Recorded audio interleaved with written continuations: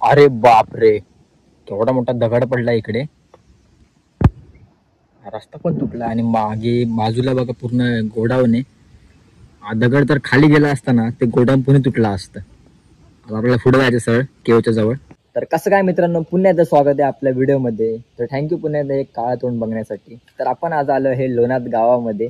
जसं गावाचं नाव युनिक आहे ना, तसं इकडची कला सुद्धा युनिक आहे. कारण की खूप मोठा दगड आहे. दगडामध्ये एक ना केव कोरले. सध्या आता मी तिकडेच आहे, तर तुम्हाला दाखवतो. हीच आहे ती केव. दगडाचा आकार बघा, इकडून स्टार्ट होतो आणि इकडे संपतो. म्हणजे आकार केवढा मोठा आहे. आणि ह्याच्यामध्ये ही कोरलेली केव आहे. काही वर्षाआधी ही कोरलेली हाताने केव आहे. चला आता आपण त्या आतमध्ये जाऊया. कल्याण शहराच्या अगदीच हाकेच्या अंतरावर असून देखील हा परिसर दुर्लक्षित राहिलेला आहे. मुंबई नाशिक महामार्ग सोडल्यानंतर तुम्हाला सोनाळे फाटा लागतो. या फाट्यावरून तुम्हाला लोणार गावात जातो. जेव्हा मी मान वर करून बघतो ना, तेव्हा खूप भीती वाटते. कारण की असं वाटतं की कधी पण दगडेल आणि कधी पण पडेल. तर विचार करा कशी ही केव हाताने कोरली असेल आणि किती वर्ष लागले असेल त्याला कोरायला. सध्या आपण या लेफ्ट साईडला जाऊया. त्या लेफ्ट साईडला छोटासा पाण्याचा ओढा आहे. हा बघा पाण्याचा ओढा आहे. तर इकडे आहे छोटासा पाण्याचा ओढा. आय थिंक हा खूप खोल असणार. आपण केवच्या डाव्या बाजूला पाणी टाकी बघितली. या टाकीच्या समोरच आपल्याला छोटीशी दगडाच्या आतमध्ये कोरलेली लेणी दिसते. तर आपण तिकडे जाऊया आता. थोडं पावसामुळे ही जागा थोडी घसरगुंडीत झाली आहे. त्यामुळे पाय घसरतो आणि झालं मग सत्यानाश. चला हे बघा हे बघा हे बघा. आता आपण जे शिल्प बघणार आहे ते या लेणीचे मुख्य आकर्षण. दगडाच्या आतमध्ये पूर्ण कोरले. विचार करतो किती वेळ लागला असेल ह्या म्हणजे लेणी कोरायला. किती वेळ लागला असेल ही लेणी कोरायला. आत्ताचा काळ आपल्याकडे मशीन आहे आणि ही बघा पूर्ण हाताने कोरले आणि एकदम क्लिअर कोरले. क्लिअर, कुठेच असं काहीच नाही.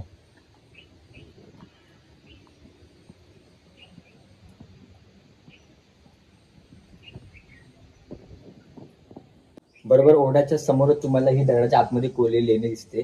मला असं वाटतं ना की एवढी क्लिअर आणि एकदम स्पष्ट ना मशीन सुद्धा करू शकत नाही.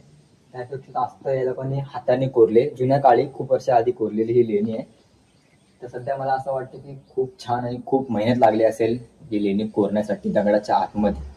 आता आपण जेव्हा केवच्या बाहेरून बघतो ना, तेव्हा केवच्या ना एकदम कोपऱ्याला बघा एकदम बारीक बारीक ना लेणी कोरले. एकदम छोट्यामध्ये लेणी कोरले. एकदम छोट्या अक्षरा बोलतात ना तसे एकदम छोटी लेणी कोरले.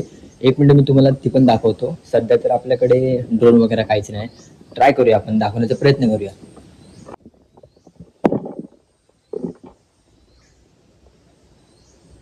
खूप छोट्या ह्याच्यामध्ये कोरले आणि बारीक लेणी बघा. इकडे बघा हत्ती दिसते आपल्याला. हत्ती बघायला बघतोय. खूप छोट्या ह्याच्यामध्ये कोरले. तर ह्या पट्ट्यापासून पूर्ण त्या पट्ट्यापर्यंत दगडामध्ये कोरलेली एकदम कोपऱ्यामध्ये लेणी आहे.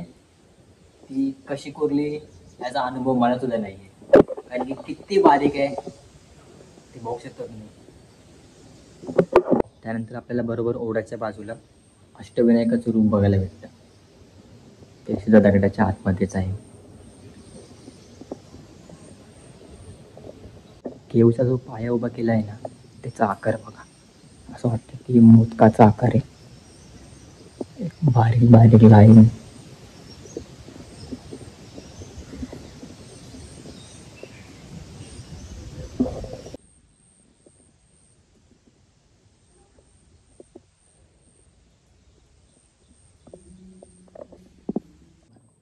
आता आपण जेव्हा केवच्या आतमध्ये एंट्री करतो, एंट्री करण्याआधी तुम्हाला दोन्ही बाजूला तुळशी वृंदावन दिसते. एक उजव्या बाजूला एक डाव्या बाजूला किंवा डाव्या बाजूला उजव्या बाजूला दोन्ही बाजूला आहे. तर आता आपण केवच्या आतमध्ये जाऊया. तर सर्वात आधी एंट्री करता म्हणजे बघा या साईडला एक कोनाड आहे आणि त्या साईडला एक कोनाड आहे. म्हणजे डाव्या बाजूला एक कोनाड आहे आणि उजव्या बाजूला एक कोनाड आहे. तर उजव्या बाजूला कोनाडामध्ये असणार गणपती बाप्पाची मूर्ती आणि छोटीशी मूषकराची मूर्ती आहे. आणखी डावा कोनाडा हा खाली आहे, पण आपण तिकडे पण जाऊन बघूया. गणपती बाप्पाची मूर्ती आणि मूषकराची मूर्ती इकडे आहे उजव्या कोनाड्यामध्ये. त्याला अशी कोनाडा असे बोलतात. आता आपण डाव्या बाजू जाऊन बघूया. डाव्या बाजू हा खाली होता त्याआधी. तर तर आता सध्या हां शंकरांचा म्हणजे फोटो आहे इकडे. हे बघा ह्या कोनाड्यामध्ये, डाव्या कोनाड्यामध्ये. आणि त्याच समोर बघू शकता हा इकडे असे 3 गेट आहेत. पहिला गेट, दुसरा गेट आणि तिसरा गेट. सध्या ते डाव्या बाजूचा गेट बंद आहे, मधला आणि तो तिकडचा गेट चालू आहे. तर कोनाडाबरोबर आपण मध्ये सुद्धा जाऊया. या आधी सर्वात बघा दिनांक 22/2/1990 याची रचना झाली होती. आतमध्ये गेल्या वेळेस होते आपल्याला कोंडेश्वर देवी आणि हनुमानजी बघायला भेटतात. म्हणजे ह्या पूर्ण गोलाकारामध्ये याची रचना केलेली आहे, यांची रचना केलेली आहे. सगळे बघा शंकर इकडे, खंडेश्वर देवी, हनुमानजी.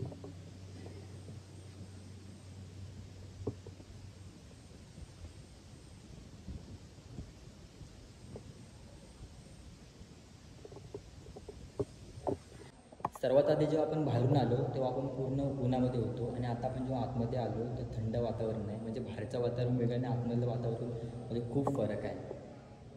आणि इकडचा जेव्हा आपण बोलतो ना काही तेव्हा आवाज बघा कसा वाढतो, इको होतो आवाज इकडचा. म्हणजे रचना आणि कलाकारमध्ये काही बोलू शकत नाही. खूप म्हणजे खूप मस्त केली एकदम. इकडचा सध्या बघा दगडाचा आवाज बघा, आवाज ऐकू शकता. किती वर्ष लागले असेल याला बनवायला. सध्या इकडे आता एक ह्या ठिकाणी एक फॅन आहे आणि त्या ठिकाणी एक फॅन आहे आणि इकडे एक लाईट आहे.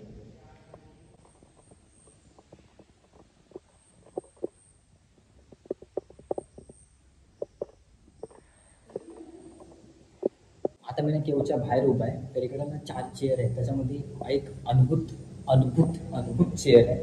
ही बघा ही चेअर मी सुद्धा हातानेच तयार केले. इकडे बसतो आता मी, थोडे लागते दुखते. ही चेअर कम्फर्टेबल आहे आणि जुने काळी चेअर आहे.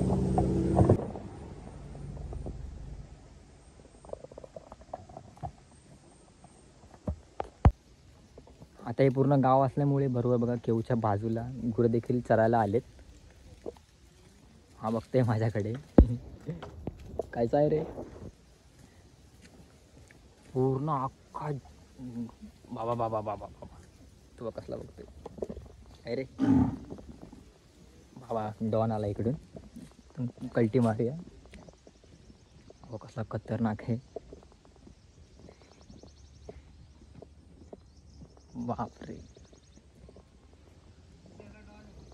बाबा बाबा ही बघा असली तगडी आहे. आणि चालले परत आपला म्हणजे चारा वगैरे खाल्ल्या कोणी परत चालले लोक. आपली बाईक इथे उभी केली आहे, फक्त बाईकला धक्का मारू हवा इकडे येतोय. बापरे मॅडम बघते, मॅडम बघतोय तर लांब राहूया. ते बाईकची वाट नको लाव रे बाबा, घासून नको जाऊ, घासून नको जाऊ. ये गेला गेला, कसला बघत होता माझ्याकडे.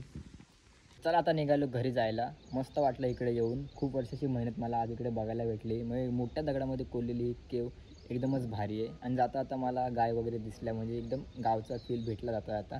तर मी बोलतो की एकदा नक्की इकडे विजिट करा. पण हा इकडे ना येण्यासाठी म्हणजे गाडी किंवा काहीच नाही, स्वतःचे काय असेल गाडी किंवा बाईक तर नक्की या. फॅमिलीसाठी एकदम भारी जागा आहे. भेटू आपण नेक्स्ट व्हिडिओला. तर नक्कीच सबस्क्राईब करा, विसरू नका मला. आता हा काळा चेहरा पुण्यात दिसणार आहे.